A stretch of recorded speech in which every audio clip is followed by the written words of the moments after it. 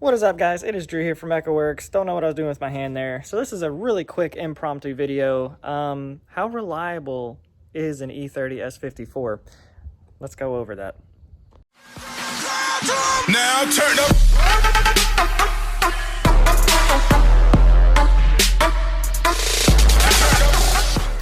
Alright, so you guys have been asking a lot about reliability for the S54 Swap E30, and this video is really impromptu because the E30 kind of broke on Thursday, so it's a perfect time to make the video. And long story short, fuel pump went on me on Thursday, and then unfortunately I had to drive the M3 to work, and man, I hated that.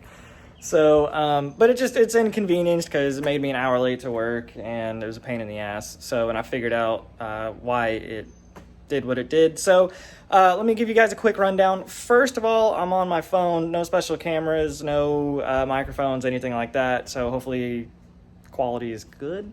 Second of all, yeah, my lip is still busted, still won't heal. Don't get it. It's probably from all the energy drinks that I drank. Anyway, to the video, let's go. So, first things first, with swaps, it always depends on the quality of how you put things together. I learned my lesson on rushing through it. I learned my lesson on, I'll just fix it when it's up and running and I have time. Yeah, I learned my lesson on all that stuff. So yeah, the car's not the prettiest. It's not wired the best. Hardware-wise, bang on the money. But as far as like wiring and shit goes, it's far from perfect. And I'm about to show you. So, it's always been fuel pump problems with this car when it does go down, and it's not like it goes down every week. This is probably the first time in about a year that something like this has happened, and I mean, it happens. There's no way around it.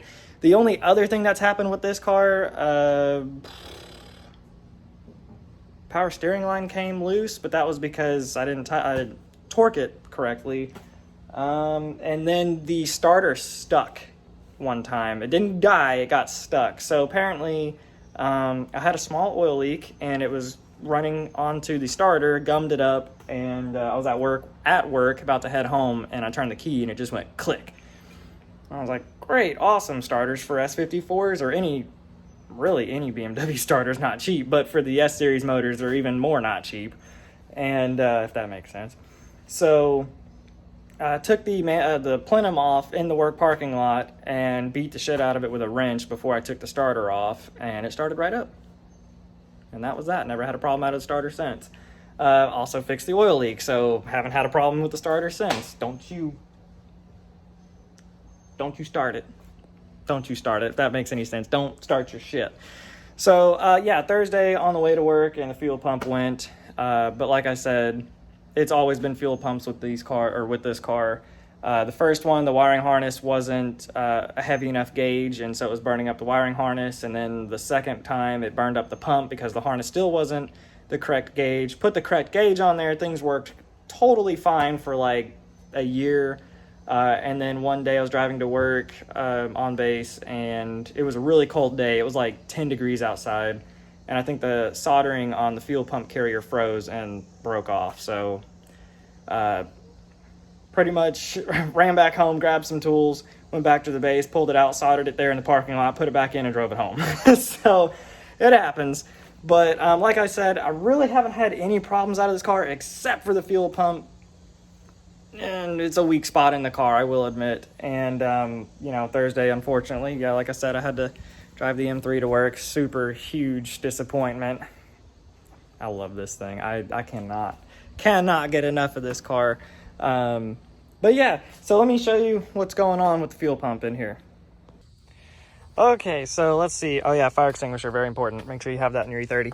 So, yeah, speaking of fire extinguishers, so yeah, normally this is the part that burns up or melts or whatever, but this has the proper gauge fuel pump harness wiring gauge thickness.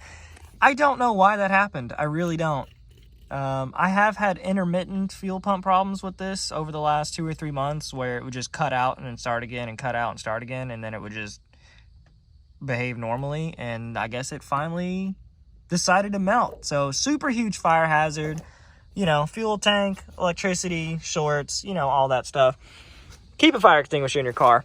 So I don't really honestly know how good a fire extinguisher, especially like that size, would do against a full tank of gas. So yeah, but that's my problem. So I just have to pull some wire back and reattach it and then figure out why the hell it did that.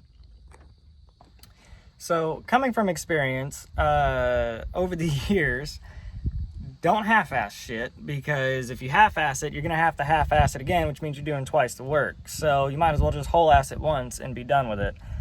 Don't rush, don't skip steps, just think your way through stuff, and that's all there is to it. Just do it right the first time, or you'll be working on shit again. So keep that in mind. But like I've told you, this car's far from perfect. This keeps happening. Brand new bumper trim. I've had it for probably about a year.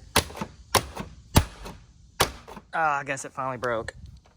Normally I just kind of hit it and it stays there, but it looks like I actually finally broke it. Oh, come on. Yeah, so I know you guys are wanting to see it. For those of you who haven't seen this, and of course the car's torn apart, don't yell at me. It's far from perfect, okay? So don't judge. Actually, you can judge all you want. I don't really care. But yeah, there she is. All of her glory. Yeah, totally disgusting engine bay, wires everywhere, dirt everywhere. But at this point, I'm just not really scared to show you guys my engine bay anymore. So, but yeah, that's her. And, oh yeah, speaking of reliability, the E90. Probably one of the worst reliable cars on the planet. Most of you guys know that. So this is my E90 335i. It's been on the channel a couple times. Starter died the other day, so I don't have the time nor the patience to do the starter on this damn thing. So it's going to my buddy's shop, and he's going to do the starter on it because I don't have the time or patience for that thing. So got to flatbed it there. But yeah, so reliability, get a Nissan or something. So we have 2 Nissans now and a Chevy Blazer. That's a long story to that car. So I miss my X5. So, but yeah, and I'll see you guys in the next video to talk about that. Yeah, so that's pretty much about it as far as the reliability goes. Haven't had any problems out of this thing other than the fuel pump and that one time with the starter. Pretty solid car minus the fuel pump. So yeah, I think that's about it. So the S62 car is still right here. The house is still a total mess, and the garage is just a disaster right now. And we did get to upgrade the fridge in the garage. I'm happy about that. So we went from this fridge to that fridge. But yeah, the house is still in total chaos. We're just now, it's kind of like in the final phase of the renovation. So I can't wait to get everything out of the garage so I could get back to working on the S62 car. You can see how dusty it is. I hate it. But guys, thanks for watching. Subscribe. If you guys have any questions, let me know. Here is my Instagram. Here's my Snapchat. You guys know the drill. Remember to do awesome, be awesome, and stay awesome. You guys are the best. I'll see you next time.